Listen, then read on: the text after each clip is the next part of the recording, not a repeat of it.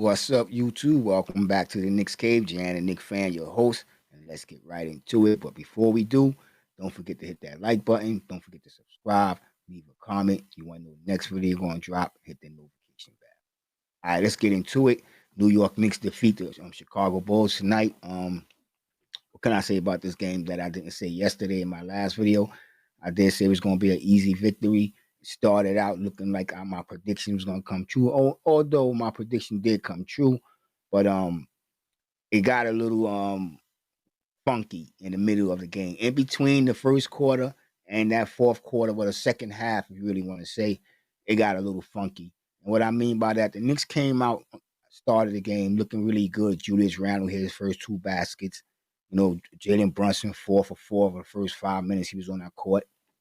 I mean, it was looking really good, moving the ball.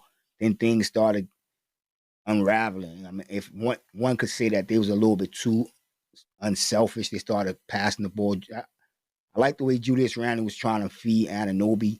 I see they trying to get a connection going between them two because he overlooked Jalen Brunson on a couple of them passes. I just wanted to point that out.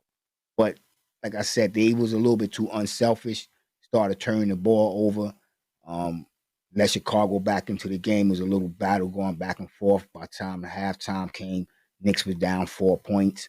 But like I said in the other video, this should have been a relatively easy game. It wasn't relatively easy, but by the time the second half came, the Knicks did step it up.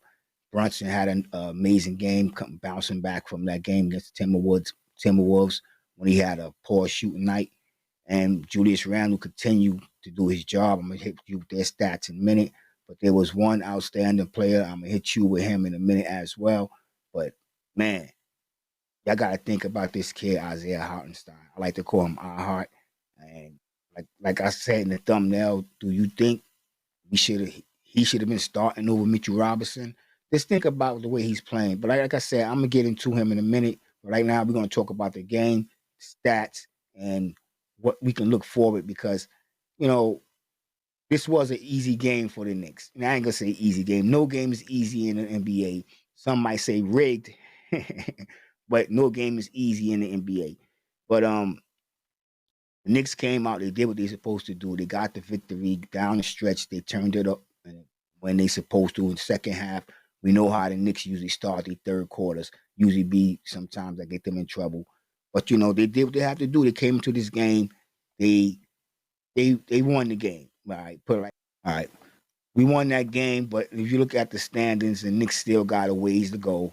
We're fighting. So this next game, which is going to be crucial against Philadelphia. As I said about the about the Bulls, that was going to be a relatively easy game. This game is going to be a challenge. This game is going to be this is going to be a statement game for the Knicks since we made the trade. If the Knicks come out and play the way they played tonight, or last night against the Bulls, Jalen Brunson continued to do what he had been doing, games before that Timberwolves game, like last night. He don't have to get 30 points, but I would like to see 25, maybe 26. Get them assists up, 8, 9 assists. Julius Randle continue to play the way he's been playing. Like, I don't understand why every time people mention trade, it's like Julius Randle got to go. And I don't understand that he produced. I know I talked about his low IQ on defense and sometimes his attitude and his lack of effort. A lot of people do see that. But I still would like to have this man on his team. Let me put it like that. Because he produced, you know what I'm saying? Crunch time. You seen what he did against the Timberwolves. You seen what he did against the Bulls tonight. Now, the challenge is going to be against the Philadelphia 76ers because Joe Embiid is having a MVP season. You know what I'm saying? He playing so good that they set him down game against the Bulls. Against the Bulls, like I said, a relatively easy game. It was easy for the Philadelphia 76ers. But the way Joe Embiid is playing right now, he's in line for the MVP. It's going to be a matchup for Isaiah Hartenstein. We're going to get to our boy Isaiah Hartenstein in a minute. But it's going to be a real matchup for Isaiah out there.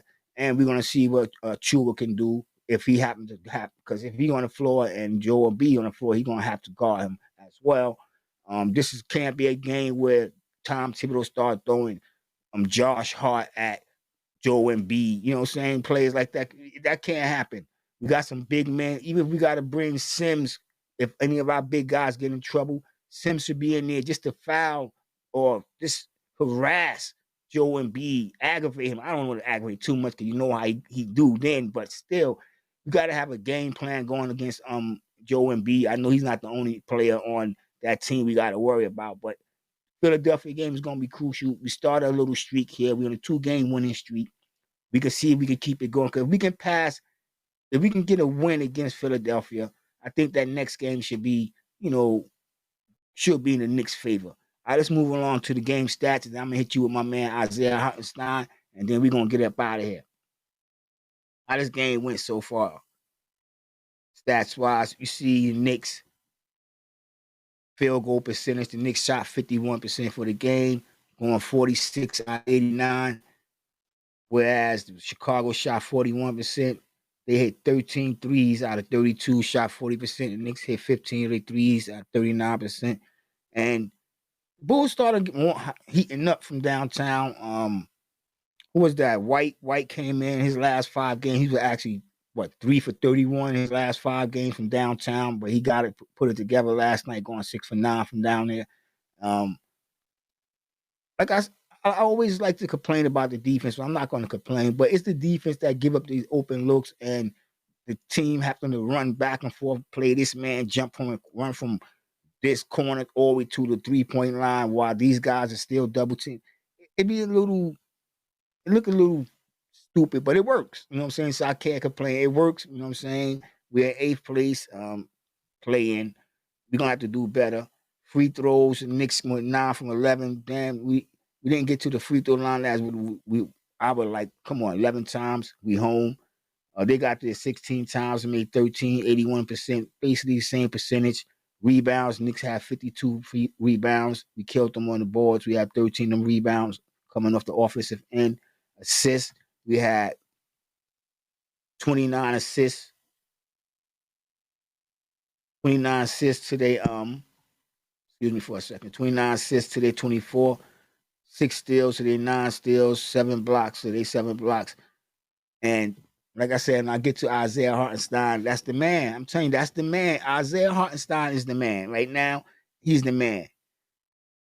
Turnovers, 15, which is good because, like I said, in that first half, if I mentioned it, the Knicks had 13 turnovers. You know, they averaged 13 turnovers for their game per game, and they had 13 turnovers in that first half. 8 in the first quarter alone, another 5 in the second half. Like I said, the Knicks got a little sloppy. One could say played a little unselfish, but it was still sloppy basketball that Chicago hang around when they shouldn't. You know, we won 116 to 100, but this was a game we supposed to have blew these cats out. We supposed to have blew these cats out. You know what I'm saying? But it's, we got a little stale, the offense. We still figuring it out, saying who's gonna be our go-to guy when Julius Randle sit on the bench when Brunson have to take a break. Will Anunoby ever be the one that's just out there with the second unit performing? I don't know. He got into quick foul trouble early in the first quarter. Two quick fouls, set down, came back in the second quarter. Still had a decent game. I'll get to the player stats in a minute, and then I'll hit you with Isaiah Hartenstein. And then I'm gonna be out of here. We're gonna just go over that Philadelphia 76er game later on tonight or maybe tomorrow. All right, let's see what let's just go to their scores real quick. Anunoby had what? Let's see, 11 points. He shot 5 from 9. He went 1 for 4 from downtown. Plus minus rating was playing 35. Played 34 minutes. Let's see what my man Julius Randle, like I said, continue to do his thing. 35 points, 6 rebounds, 4 assists, 2 steals, 1 block, 3 personal fouls, 3 turnovers. He cutting down. 6 rebounds. He went 13 for 23 from the field, 6 for 7 from the free throw, and 3 for 7 from downtown. Plus minus rating 13. Isaiah Hartenstein, 10 points, 20 rebounds, 1 assist, 5 blocks, 2 personal fouls, 7 offensive rebounds, a total of 13 rebounds altogether. Went 4 for 6 from the free throw line. no, excuse me, on field goal from the field goal, 2 for 3 from the free throw line. I had a plus minus rating of 32. Tito added 11 points. Brunson another night where he keep scoring 30 points. I forget how many he done dropped 30 points on so many nights. It's hard to keep track because we haven't had a player of this caliber besides Julius Randle. You know what I'm saying? Besides Julius Randle. Let's be honest with ourselves. And I don't know why y'all want him off this team. I would like another player to go along with Julius Randle, Jalen Brunson, and Anunoby. You know what I'm saying? And if we can't have a person that could start, we can at least have a person that's going to come off the bench and give us that spark. Because right now, it's the way the Knicks is designed. We know who the offense. We know the ball going to Jalen Brunson. We know the ball going to Julius Randle. We don't have to search for or create or make up plays for like we did with RJ Barrett. We don't have to do that. So the offense is kind of flowing more fluently. That's my opinion. Tell me what y'all think in the comments.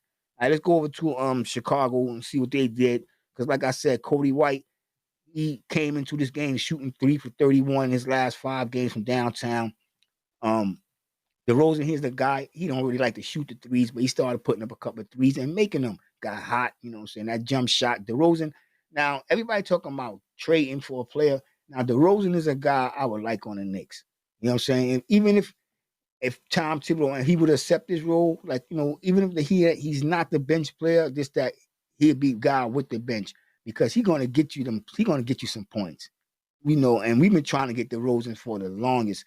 And I've been wanting him on this team for the longest. And I think with DeRozan on this team, if we can somehow put off a trade and get DeRozan on this team, I think we'll be heading to the NBA Finals. I'm not going to say we won it, but I know we probably be in the Eastern Conference Championship game. That's just how I feel. With DeRozan on this team, with the guys we got right now, I think it could put us over the top just a little enough to compete with Boston because I think Boston is going to be the team, either Philadelphia or Boston.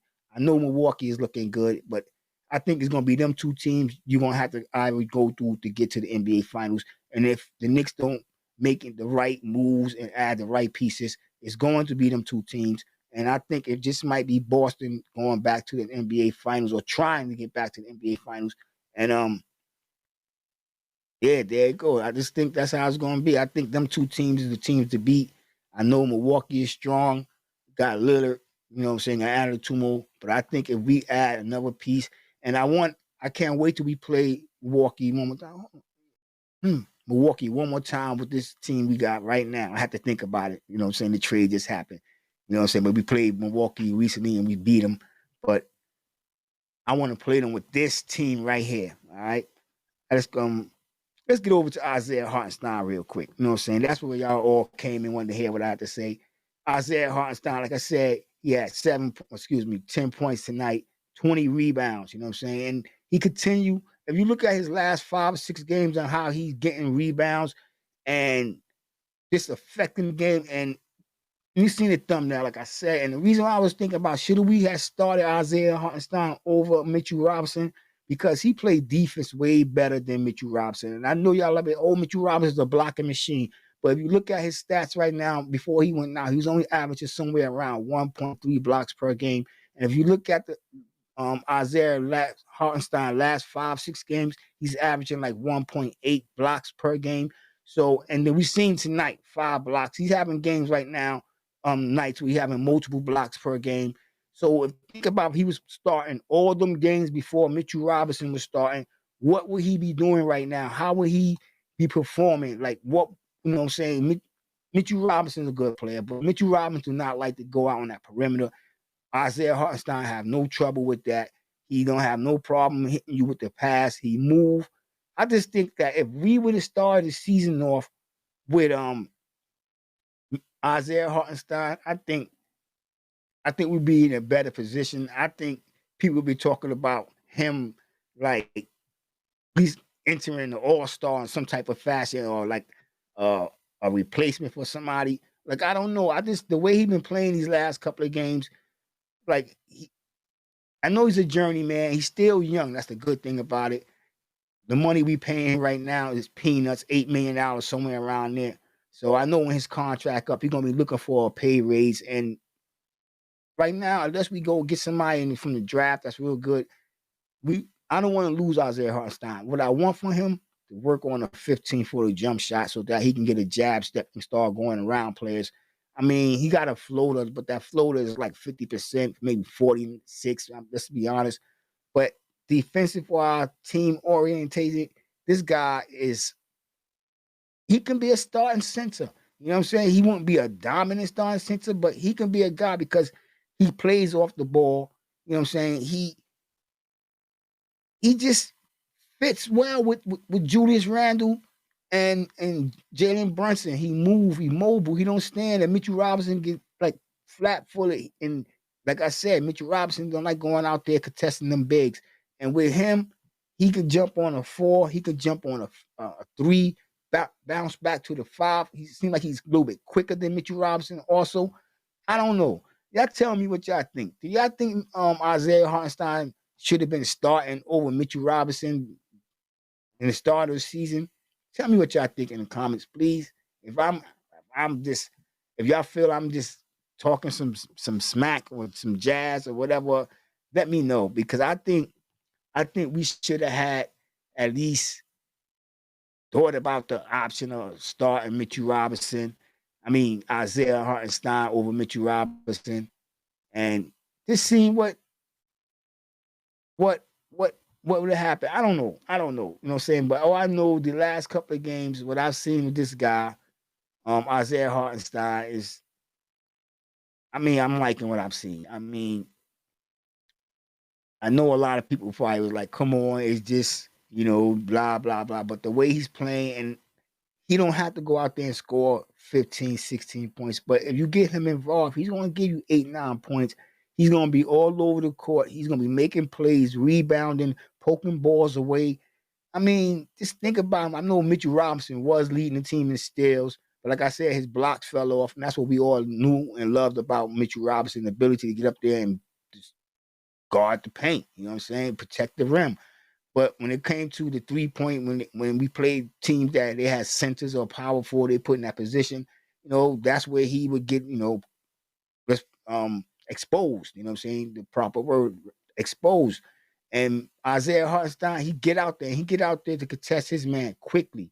And even though I complain about this defense, and Mitchell Robinson was the anchor of this defense, it seemed like Isaiah Hartenstein play and fit well in this defensive scheme. He's more mobile than Mitchell Robinson. Tell me what y'all think in the comments. With that being said, I want everybody to stay safe, stay healthy. God bless and peace.